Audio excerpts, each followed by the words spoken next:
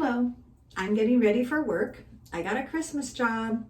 I was laid off the same month that my daughter got married from my other job due to the COVID disaster, right?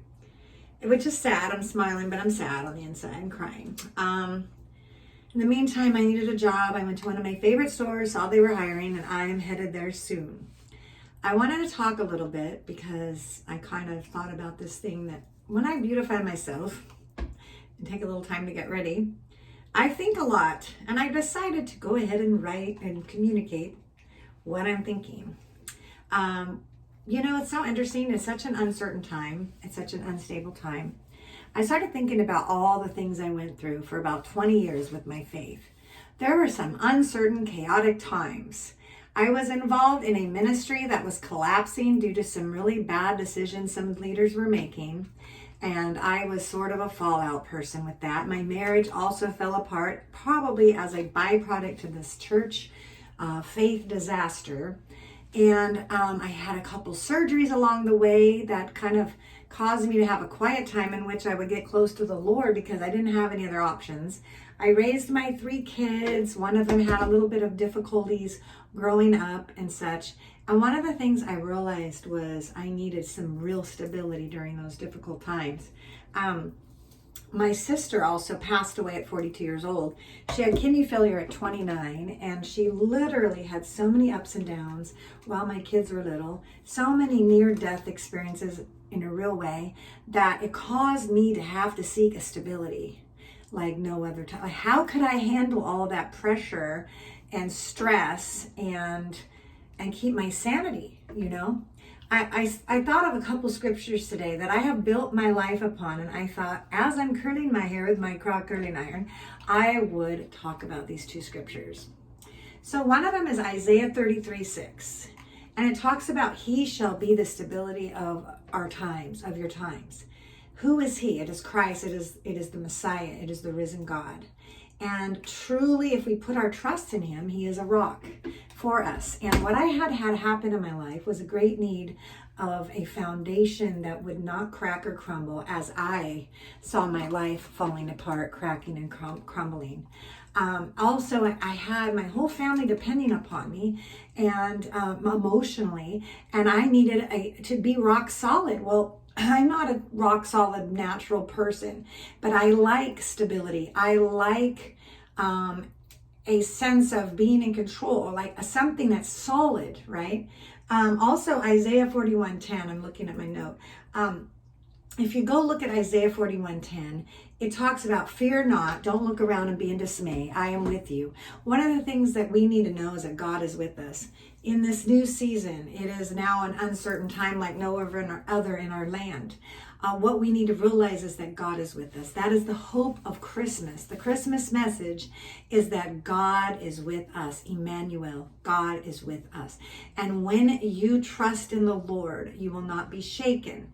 Now, he will enable you to be solid inside. When it's talking about he will be the stability of our times, it is like grabbing onto God on the inside and not letting go. Inviting him in as he knocks at the door of our heart, as it says in Revelations, to let him in, to sup with us, to dine with us, to fellowship, to be with us.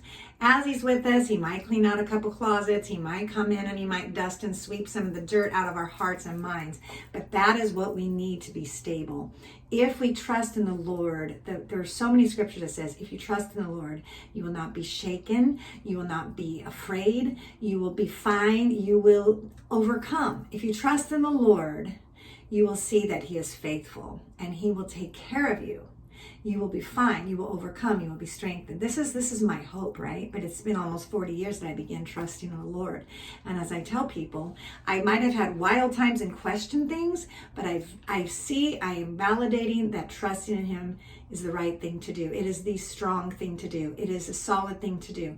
Having belief systems are fine for a while, but when you're facing death in the face, when you're facing fear, fear and death do not submit to anything unless it's more powerful than fear and death.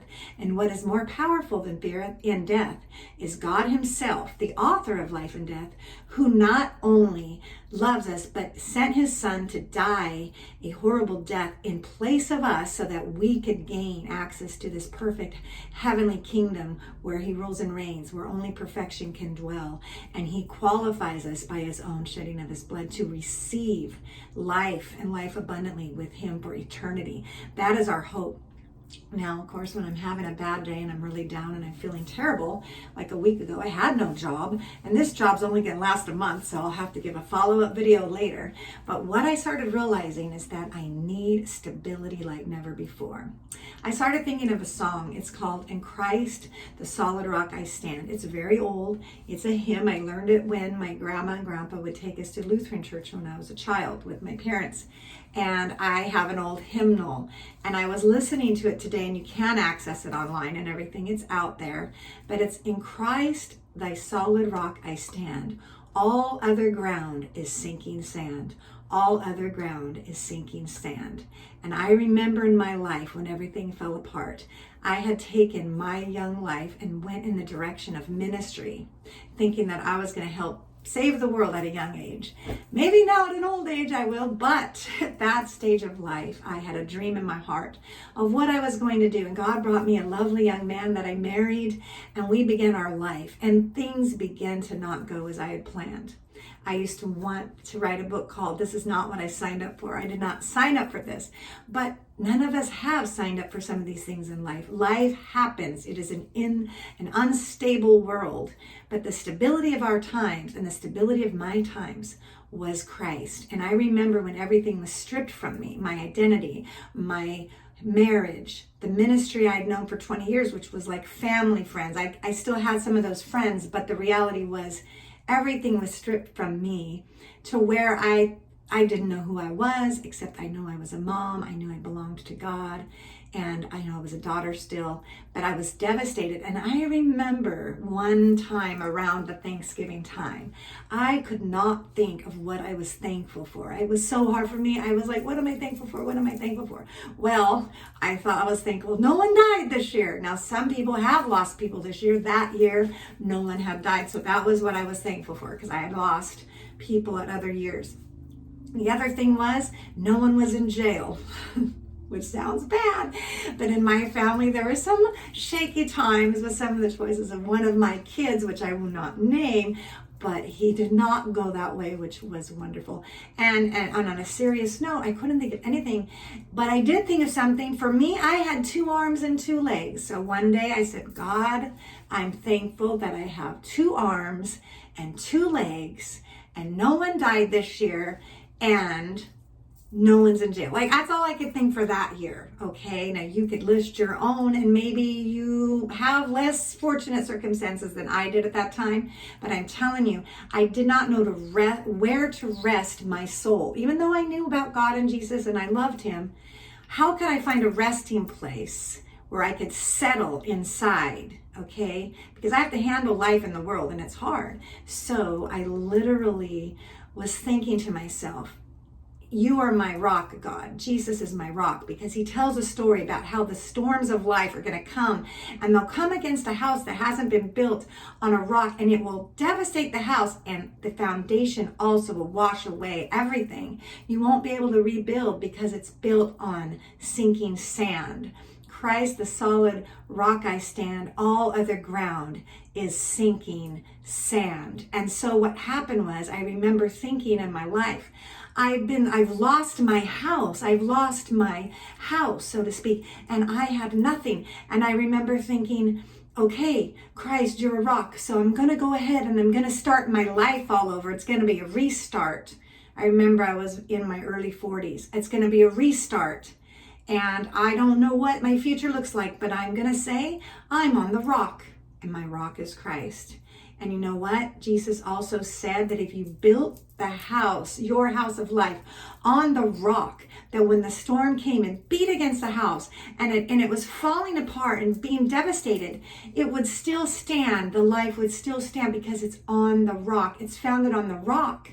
and the rock is Christ. And so I was thinking about that today, how I need God like never before to be the stability of my times. I want stability in my times, and it may not be the circumstances at all. They may change daily, hourly even, but I need the stability which brings peace and faith, which causes more peace. It's like it's a peace that surpasses understanding. It does not make sense to the natural mind. Like I'm looking around and I don't know what the heck's going to happen. I don't know what is going to go down next, but I'm going to stand and build and stay on the rock of my faith in Christ.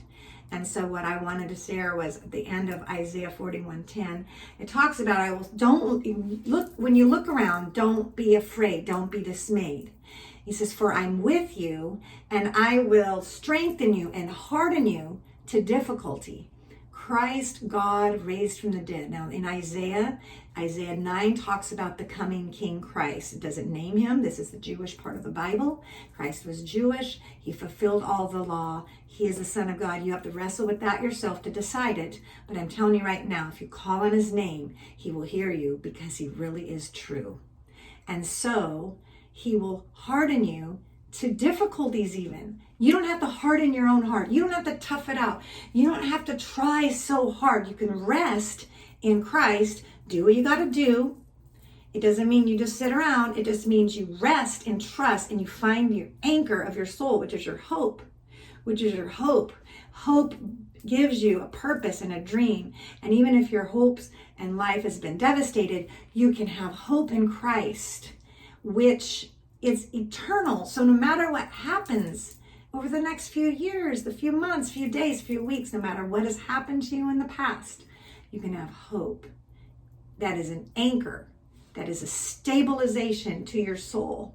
And this is the victory that overcomes our world, even our faith. But it is not in faith alone. It is faith in a living Christ. And